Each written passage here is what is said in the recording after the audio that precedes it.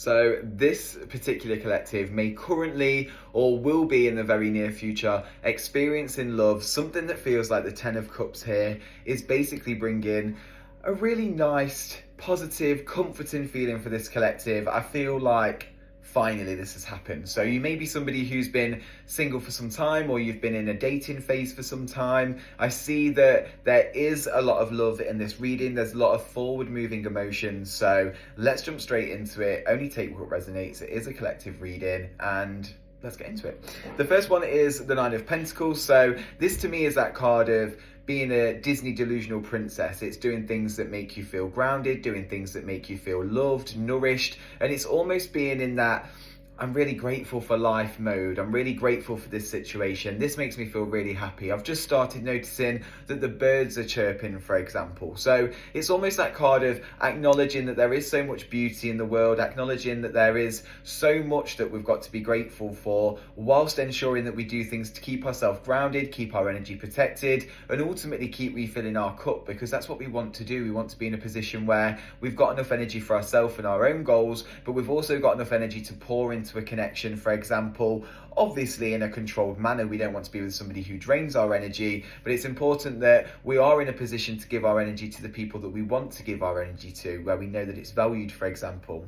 The Knight of Cups follows, and for me this speaks about emotions coming in. The thing about the Knight of Cups is he's almost standing still. He's not charging. It's quite steady, slow, I'd say persistent action. So again, this may be a connection that's been ongoing for some time now. There is steady emotion that's coming towards you. So somebody is definitely taking action towards this collective in terms of their emotion. It's clarified by the Hierophant, and this is my card of all eyes on you. It's being that celebrity. You may be a fire sign. This always relates to Leo for me, but you could be a Sagittarius or an Aries, for example. And it's about being comfortable with receiving the attention, receiving that love, receiving the gifts, for example. So just make sure that you are comfortable with being in this energy. You're getting comfortable with being loved. You're comfortable with being the one who's looked at for the next step, or to see what is the next move here. It's almost like people are waiting on you for what you want, for what you want to say, for what you want to do, for where you want this connection to go. So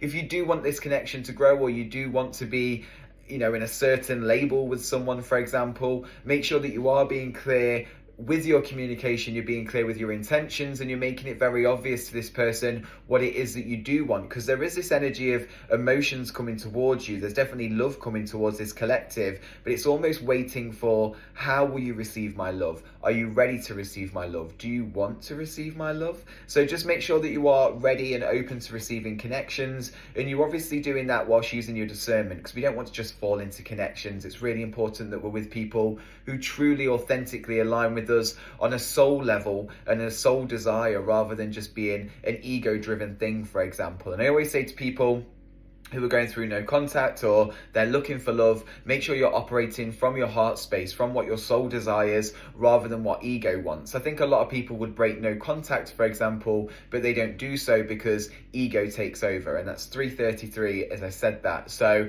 just make sure you're not letting ego get in the way. You're truly aligning with things and letting things flow with the essence of love from a space of spirit, rather than a space of, you know, oh, I feel like that's the right thing to do, or, you know, I'm really uneasy about this connection, so I'm going to keep all my cards close to my chest, for example. So just make sure you are operating from a very clear, conscious heart space, and you're being mindful about the time and energy and the signals that you're giving to other people, because it's not cool to be this hot, cold, in, out energy. So just make sure you're very aware of what you want. I do see this connection leading to the Ten of Cups. So this to me is happiness. It's that wish fulfillment. It's getting everything that you wanted. So I do feel like this connection is a very positive thing, and it's further confirmed by the Queen of Pentacles. So I see you, or even potentially your person, really nourishing this connection and putting it at the forefront of everything. So their goals, for example, may change around you, and that's not a negative thing. That's in a way of supporting you. So it's being mindful about their current direction is taking them on this path, but if they tweak it slightly, that direction could include you and could take you with them. And that's 444 as I say that on the clock. So make sure you are being aware that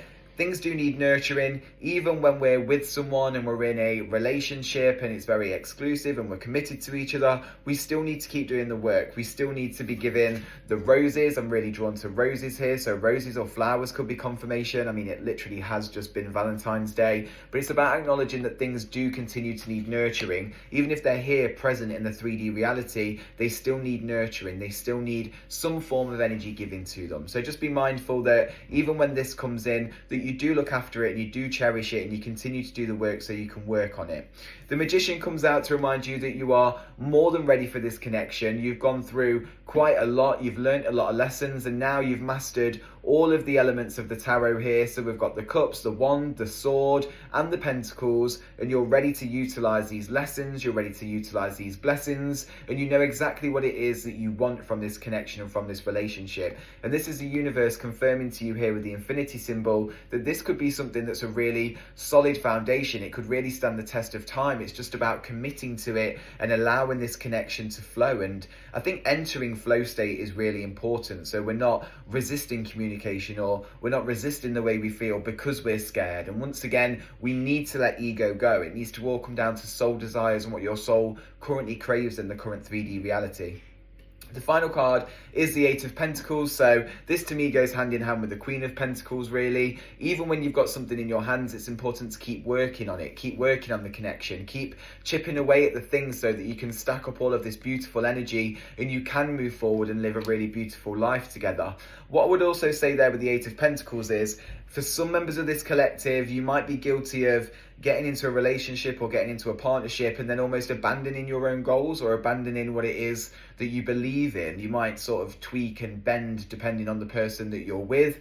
Just make sure you're standing strong in your power and who you are as a person, but you're also working on your own individual projects as well. I think it's really common that people want to almost have this relationship, this connection with somebody, and you do everything together and you share everything together, and your desires become their desires and their projects become your projects. And it's not about that. And it's 7-7 as I say that. It's about making sure that you acknowledge that you're an individual person, your person's an individual person, and together you're creating a shared life. So it's not about spending 24/7 together and making sure that you're working on each other's goals together. It's about acknowledging that even though you've got this partnership where you come together in the evening, for example, or you come together several days a week for dates or to have movie nights, sleepovers, whatever, you need to make sure that you're still consciously trying to achieve or going after the things that you want to achieve, and you're actually still working on your own goals. Don't sacrifice you and who you are as a person for somebody else. Make sure that you are still feeding into you and the things that you want to achieve.